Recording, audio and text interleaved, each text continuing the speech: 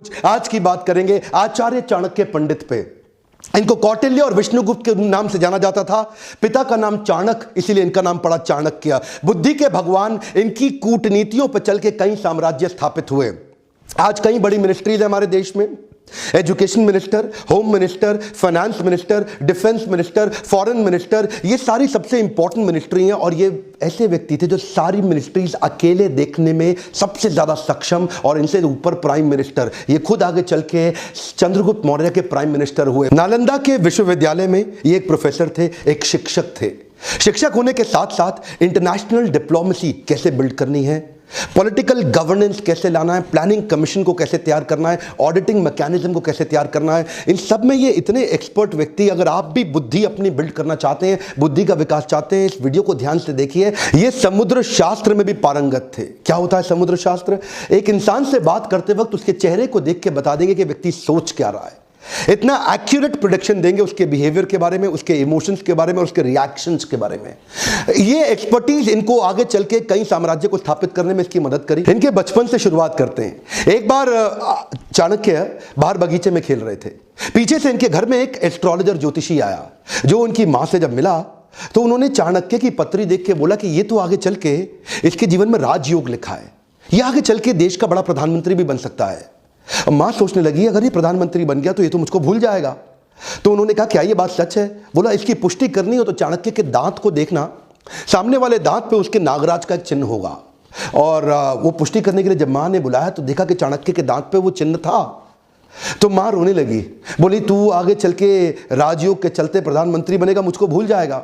इतना सुनते ही चाणक्य ने पत्थर उठाया और अपना दांत तोड़ दिया और क्या बोला, मां तेरे प्रेम के चलते मैं ऐसे हजारों राजपाट तुरंत खत्म कर दूंगा। इससे पता चलता है चाणक्य को कभी सत्ता का लोभ नहीं था। आगे चल के देशभक्त चाणक्य तक्षशिला के प्रधानाचार्य बने, प्रधानाध्यापक बने। उन्हीं दिनों सिकंदर पूरी दुनिया को जीतते हुए भारत की तरफ बढ़ रहा था। सोने की चिड़िया भारत को लूटने के लिए वो आक्रमण पे आक्रमण कर रहा था, पोरस को हरा चुका था। और चाणक्य के मन में उन दिनों एक ही सपना था, क्यों ना अखंड भारत का निर्माण किया जाए, एक शक्तिशाली राजा को खड़ा किया जाए। ये अलग अलग राजाओं से इन्होंने मिलना शुरू किया। उस समय मगध जो सबसे बड़ा साम्राज्य था नंदा डायनेस्टी का, आज के समय में जो उड़ीसा है, बिहार है, उत्तर प्रदेश जो आज का समय है, वो सारा सब उस समय मगध कहलाया जाता था। और नंदा डायनेस्टी का सबसे बड़ा राजा धनानंद, ये उसके पास गए और उसको इन्फ्लुएंस करने का प्रयास किया कि क्यों ना सिकंदर के खिलाफ हम तैयारी करें। और तब इन्होंने कहा, अच्छा उस समय धनानंद बिजी था, किन चीज़ों में बिजी था? वो प्रजा से कर वसूलता था, टैक्स लेता था और उसको अपने जुए सट्टे लॉटरी में, परस्त्री गमन में, अपने भोग विलास के अंदर खर्च कर देता था। इन्होंने इसको समझाया कि राजा का कर्तव्य है कि समाज से पैसा ले, जो आप टैक्स लेते हैं उसको समाज सेवा में लगा दें। और धनानंद को गुस्सा आया, बोला ए पंडित तुम अपनी पंडिताई करो, मुझको राजपाट ना सिखाओ, सिकंदर यहां तक नहीं पहुंच पाएगा। जब चाणक्य ने इनको दोबारा समझाने का प्रयास किया, इन्होंने धक्का मार के उसको गिरा दिया नीचे। और जब चाणक्य नीचे गिरे तो उनकी शिखा खुल गई और बोले तेरी यही शिखा काट देंगे। उस बात पर चाणक्य को बहुत बुरा लगा। उस दिन उन्होंने एक संकल्प ले लिया कि मैं ये शिखा तब तक नहीं बांधूंगा। This is called converting anger into resolution. उन्होंने अपने क्रोध को संकल्प में परिवर्तित किया। बोला उस दिन तक शिखा नहीं बांधूंगा जब तक तेरे साम्राज्य को उखाड़ के एक अखंड भारत का राजा ना लाकर खड़ा कर दूं। बहरहाल अब चाणक्य को लगने लगा कि अब समय आ गया कि मुझे ही किसी को कल्टीवेट और बिल्ड करना पड़ेगा। चाणक्य की डिटर्मिनेशन आपको इस बात से समझ में आएगी कि उन्होंने एक यंग लड़के के प्रति अपना जीवन समर्पित कर दिया, जिसका नाम था चंदू। इसका नाम आगे चल के पड़ा चंद्रगुप्त। इसको उन्होंने ट्रेनिंग दी, बहुत सारे संस्कार और सारे प्रकार के शास्त्र उसको सिखाए। इमेजिन करिए ये 17-18 साल के लड़के, चंद्रगुप्त की मदद से इन्होंने सोचा कि मैं सिकंदर के साम्राज्य को उखाड़ दूंगा। चंद्रगुप्त को खुद को भी विश्वास नहीं था, लेकिन उनको निष्ठा थी, उनकी शरणागति थी चाणक्य पंडित के प्रति। चाणक्य उनको एडवाइस करते चले गए, गाइड करते चले गए। चंद्रगुप्त उनकी सारी बातों को मानते चले गए। ये कहते थे कि शत्रु की दुर्बलता जानने तक उसे अपना मित्र बनाए रखो। चंद्रगुप्त हैरान, बोले सिकंदर को मित्र कैसे बनाएंगे? चाणक्य ने तभी चंद्रगुप्त को समझाया कि तुम इनकी सेना में शामिल हो जाओ। किसी प्रकार से इन्होंने छोटे से बालक को उनकी सेना में घुसाया और उनका एक फेथफुल सिपाही बना दिया, जिससे अंदर की सारी जानकारियां अब चाणक्य के पास आने लगी। चाणक्य को इतना समझ में आ चुका था कि बहुत दूर से ट्रैवल करती हुई लाखों की सेना सिकंदर की शरीर से अब थक चुकी है। बोला अब इनको मन से थका देंगे। इन्होंने अंदर भ्रांतियां फैलानी शुरू कर दी सिकंदर की सेना के बीच में। देखिए सिंध नदी अभी तक पार नहीं कर पाया था, भारत में अभी तक घुस नहीं पाया था पूरी तरीके से, और वहां भ्रांतियां फैला दी कि हमारे जो देश, भारत के जो देवी देवता हैं वो तुमसे नाराज हो चुके हैं। इन्होंने अजीबोगरीब काम कराए, कभी कभी अलग अलग दिनों में खाने में जहर मिला देते थे, द्विकंटक नीति के साथ छोटे छोटे अटैक करा देते थे, उनके देश के झंडे को जो पहाड़ पर लगा हुआ है उसको जला देते थे, अलग अलग प्रकार की विषमक भ्रांतियां फैला देते थे, लोगों के अंदर कंफ्यूजन आपस में उनको लड़वा देते थे। 15, 16, 17, 18 साल के 10-15 लड़कों की मदद से इन्होंने उस सेना को खोखला बनाना शुरू किया, उनका मनोबल तोड़ना शुरू किया। सिकंदर ज्यादा लंबे समय तक रुक नहीं पाया। क्या कहते हैं, जो जीता वही सिकंदर? गलत है सर, जो जीता वही सिकंदर नहीं, जो जीता वही चंद्रगुप्त मौर्य। ये किसी को नहीं पता, सिकंदर भारत में कभी घुस ही नहीं पाया। चंद्रगुप्त मौर्य केवल गाइडेंस लेते रहे आचार्य से, और आचार्य चाणक्य पंडित की गाइडेंस में पूरी सेना को उखाड़ के बाहर कर दिया। इससे क्या हुआ, अब इनमें कॉन्फिडेंस बहुत आ गया। 5000 हाथी घोड़ों की एक सेना बना के सोचे कि मगध की राजधानी पाटलिपुत्र पर जाकर के एक हमला कर देते हैं और धनानंद को भी उखाड़ देंगे। अब ये ओवर कॉन्फिडेंस इनके लिए नुकसानदायक रहा। ये पहुंच तो गए 5000 की हाथी घोड़ों छोटी सी सेना लेके, लेकिन आधे दिन के अंदर दोपहर होते होते ही मगध की सेना ने इनको उखाड़ के बर्बाद कर दिया, खत्म कर दिया। किसी प्रकार से चंद्रगुप्त चाणक्य ने अपनी जान बचाई, भाग करके एक झोपड़ी के पीछे जाके छिप गए। अंदर मां कुछ खाना बना रही थी बच्चे को लेके, और बच्चा वो जो गरम गरम खिचड़ी थी खौलती हुई, उसमें हाथ डाल के जैसे ही खाना खाने लगा उसका हाथ जल गया। और तभी मां चिल्लाई, अरे पागल हो गया है तू, तो चाणक्य की तरह मूर्ख है, खिचड़ी के अंदर गरम गरम हाथ डालेगा तो जल ही जाएगा।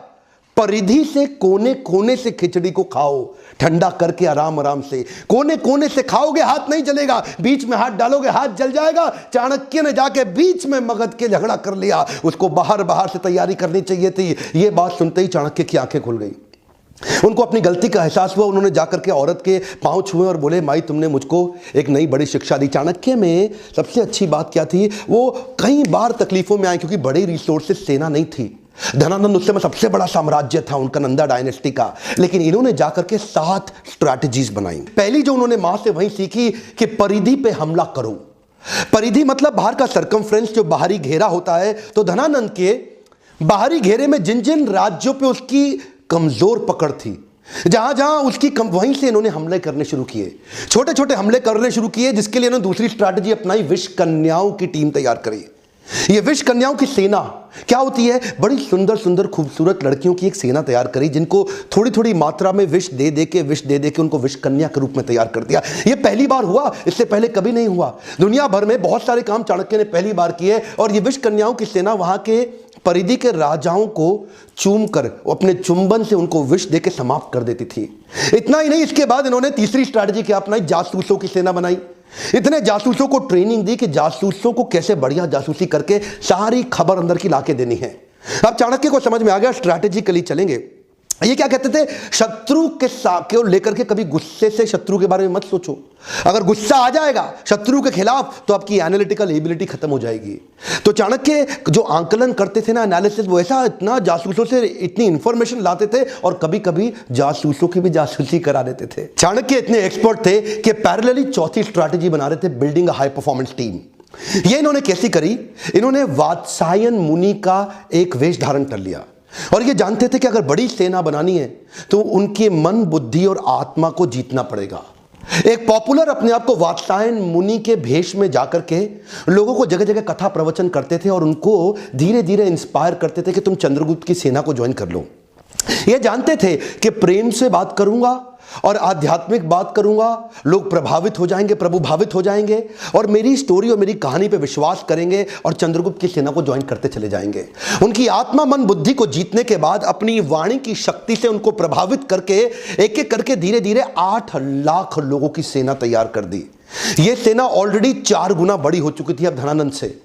इनके पास हाथी घोड़ों की बड़ी सेना और घुड़सवार रथों की बड़ी सेना, पैदल सिपाहियों की सेना, इतनी बड़ी सेना धीरे धीरे ये देखिए, इससे सारी स्ट्रैटेजीज पैरेलल करते चले गए। हमारे देश में आज आरक्षण का बड़ा चक्कर चल रहा है ना, वहां पे आरक्षण के चक्कर के सख्त खिलाफ थे। ये कहते थे केवल योग्य व्यक्ति को आगे बढ़ाऊंगा, your country is only as powerful as your lieutenants.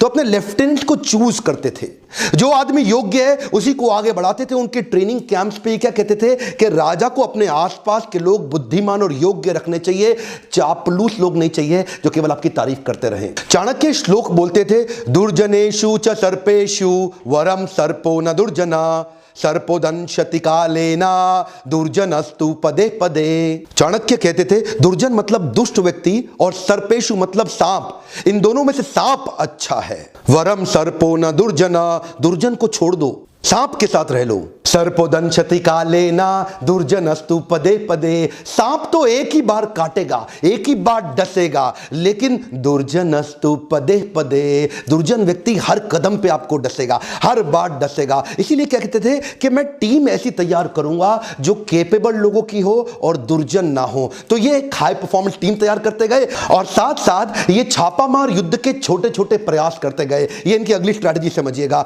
एक तो देखिए होता है कि टेस्ट एंड लॉन्च और एक होता है launch and test. Test and launch क्या होता है? पहले छोटे छोटे टेस्ट करो, पायलट एक्सपेरिमेंटेशन करो, छोटा टेस्ट करो और उसके बाद उसको वैलिडेट करो। और दूसरा क्या है? पहले लॉन्च कर दो और बाद में देखना टेस्ट करके रिजल्ट आया कि नहीं आया। जो पिछली गलती करी थी 5000 घोड़े सैनिक के साथ, वो क्या था? पहले लॉन्च कर दिया, बाद में टेस्ट से पता चला कि ये फेल हो गए। अब क्या करते थे? अब कहते थे अभ्यास करेंगे।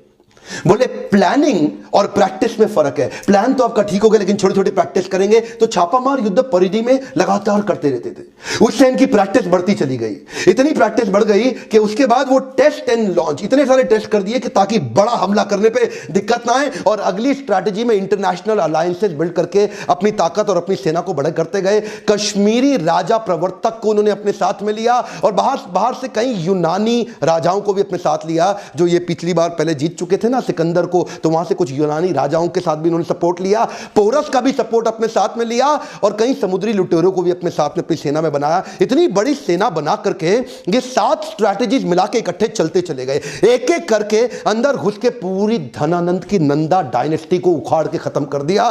धनानंद कभी सपने में नहीं सोच पाया, वो तो शराब के नशे में रहता था, प्रजा के टैक्स को अपने मजे के लिए खर्च कर देता था। लेकिन चाणक्य जानता था अखंड भारत का सपना मुझे ऐसे ही पूरा करना होगा। ये 7 पैरेलल स्ट्रैटेजीज पे आप वीडियो को वापस घुमा घुमा के ध्यानपूर्वक देखिए। ये तो थी चाणक्य की 7 पैरेलल स्ट्रैटेजी धनानंद को जीतने के लिए।